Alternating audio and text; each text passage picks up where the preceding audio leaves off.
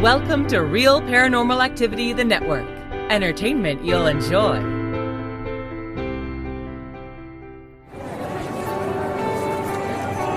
You are listening to an RPA production where people gather.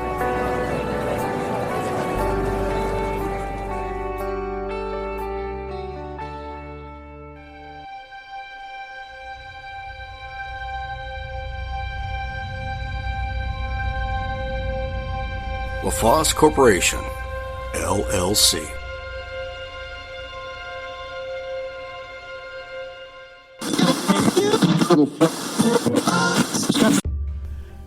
The world is full of mysteries. It's full of strangeness. And it exists with oddities. That's what we do on this show. We examine the strangeness, the mysterious, the oddities. This is Terry's Mysterious Moments, and I am your presenter, Terry from Texas. This is Season 8. Welcome if it's your first time. Welcome back if you've been here before. Go with us on this trip while we look at cryptids like Bigfoot, the Yeti, the Loch Ness Monster, and maybe even Thunderbirds. Be with us while we examine stories of legends such as werewolves, vampires, witches, ghosts, and hauntings. Thank you for being here. Enjoy the show.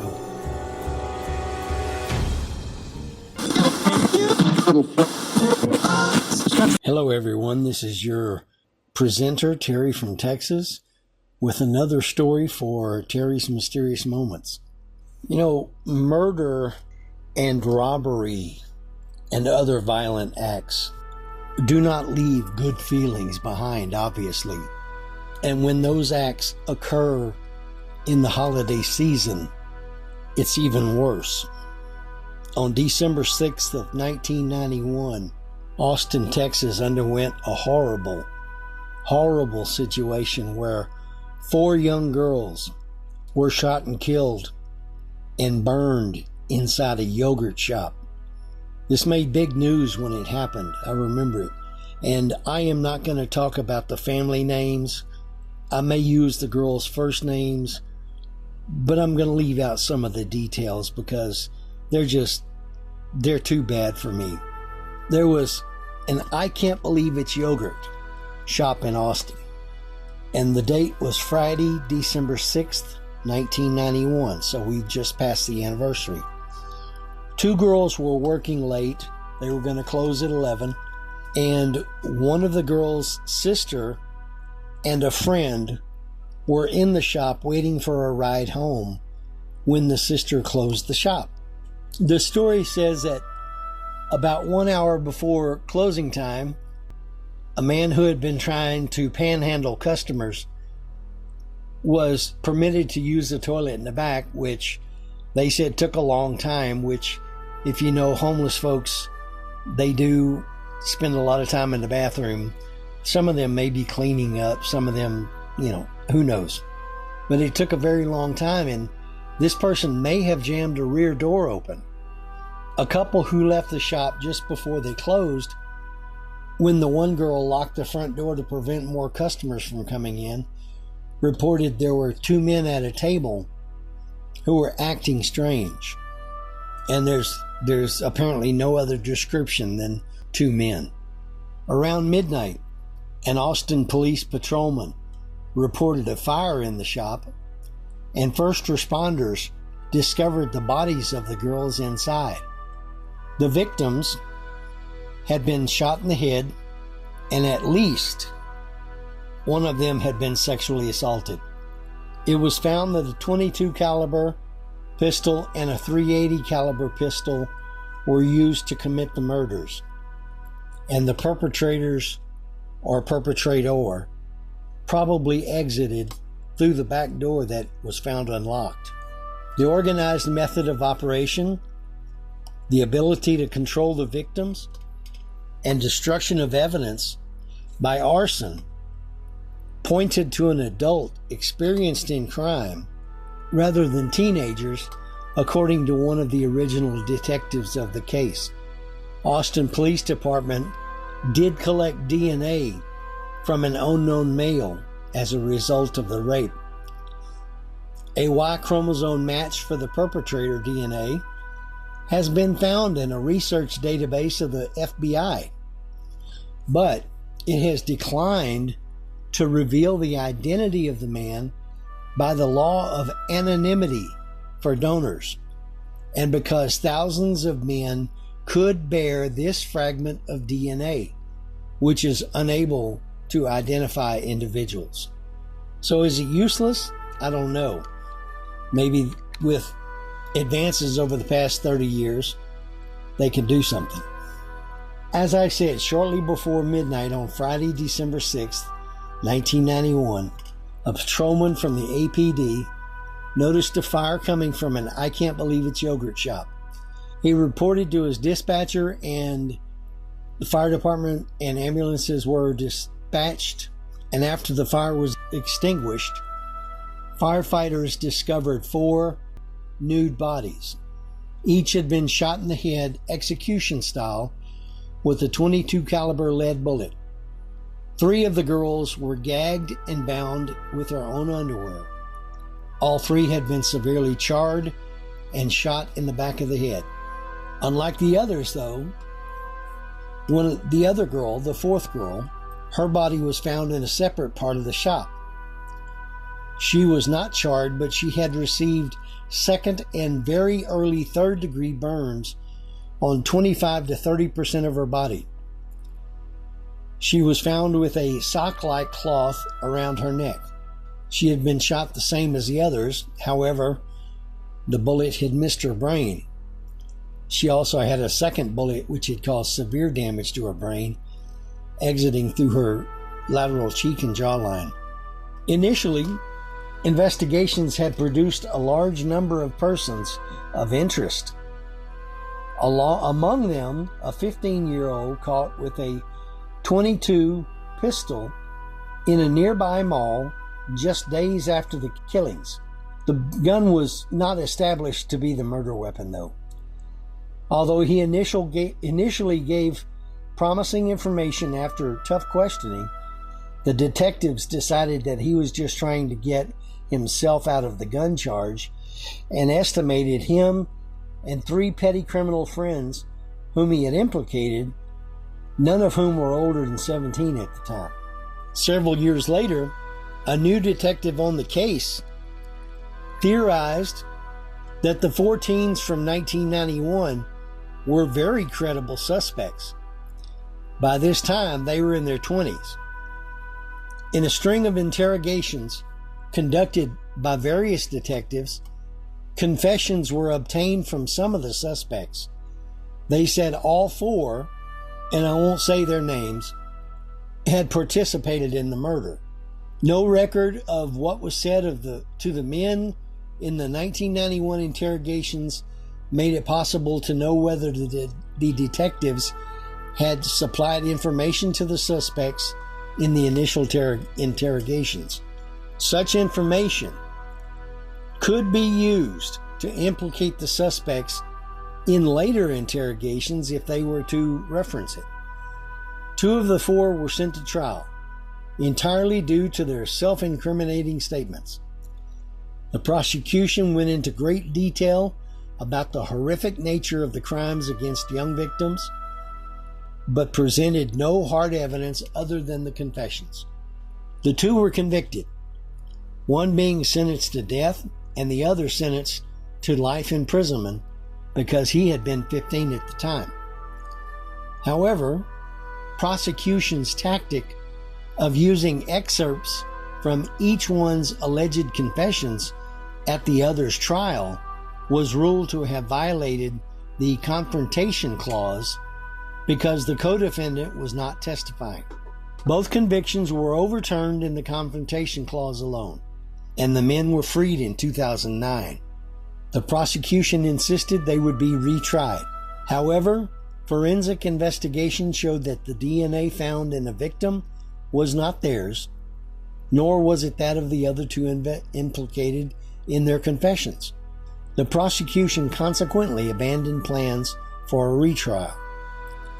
Texas courts later decided those released were not entitled to compensation as they had not proven they did not commit the crime. One of the detectives in the interrogations had been accused of coercing false confessions in a previous notorious case involving exonerated defendants, and I won't say their names. Both were released after 13 years in prison, though. One was assaulted in prison, which resulted in permanent brain damage. 7 jurors from the trial have stated that they would not have convicted the 2 young men had this evidence been available at the time. At the time of the killings, a known serial killer named Kenneth McDuff was in the area. He had a history of multiple murders involving teenagers, but was soon ruled out, and he was then executed on November 17th of 1998. Austin police admit that over 50 people, including McDuff, on the day of his execution, had confessed to the yogurt shop murders. A confession in 1992 by 2 Mexican nationals who were being held by Mexican authorities was soon disputed and finally ruled false. In 2006, the Texas Court of Criminal Appeals overturned the one young man's conviction based on an unfair trial. The U.S. Supreme Court refused to reinstate the conviction in February of 2007. On August 20th, 2008, the defense lawyers for the 2 young men requested DNA testing of alternative suspects. No matches against evidence discovered earlier that year were found. 7 jurors from the trial have stated they would not have convicted if this evidence had been available at the time. On Wednesday, June 24th of 2009, a judge ruled in response to Travis County District Attorney Rosemary Lindbergh's request that one of the trials be continued, that defendants, the 2 young men, were freed on bond pending their upcoming trials. At 2:50 p.m. that day, both walked out of the Travis County Jail with their attorneys. Later that day, Lindbergh responded to Lynch's decision with the following statement: "Today I requested a continuance in the case against the one defendant, a defendant in the yogurt shop murders, whose trial was scheduled to begin on July 6th. The judge granted the motion, but also released both of the boys on personal bond, as he indicated he would do in his previous scheduling order. Requesting a delay in the case was a difficult decision, but one that I believe is the best course toward an ultimate successful prosecution of this matter." Well, I have to admit that I was not following the case. I knew it happened. I was already living down here in San Antonio. Further, she goes on to say, "Knowing that the judge would release both defendants, we requested certain conditions on their bonds, requiring them to remain in Travis County and report to the court any change of residence, to have no contact with the victims' families or witnesses, that they could not carry weapons or consume alcohol or illegal drugs, that they report to the court on a routine basis and attend all court appearances. As you know," and this is still a quote, "both the 2 young men were convicted by juries in June of 2001 and September 2002. Their convictions were then overturned by the appellate court, but their statements to law enforcement were found to be voluntarily given. Since the original trial of these 2 men, new developments in DNA technology have become available. As we prepared for retrial in March of 2008, we submitted various evidentiary items for what is called YSTR testing. This test looks at male DNA only and is deemed to have the most accurate test for samples that are mixtures of female and male DNA, as in this case. Currently, it is clear to me that our evidence in the death of these 4 young women includes DNA from one male whose identity is not yet known to us. The defense asserts the testing reveals more than one unknown male, but the hearing on Thursday, June 18th, contradicts that notion. The reliable scientific evidence in the case presents one and one only unknown male donor. Given that, I could not, in good conscience, allow the case to go on trial before the identity of this male donor is determined and the full truth is known. I remain confident that both these boys are responsible for the deaths at the yogurt shop, but it would not be prudent to risk a trial until we also know the nature of the involvement of this unknown male. My office and the APD remain committed to these cases. Their further investigation will continue to be a priority. My commitment to the victims, their families, and the community is that we will not give up until all the people responsible for these terrible and tragic murders are brought to justice. End quoting. On October 28th of 2009, all charges were dismissed against the 2 young men.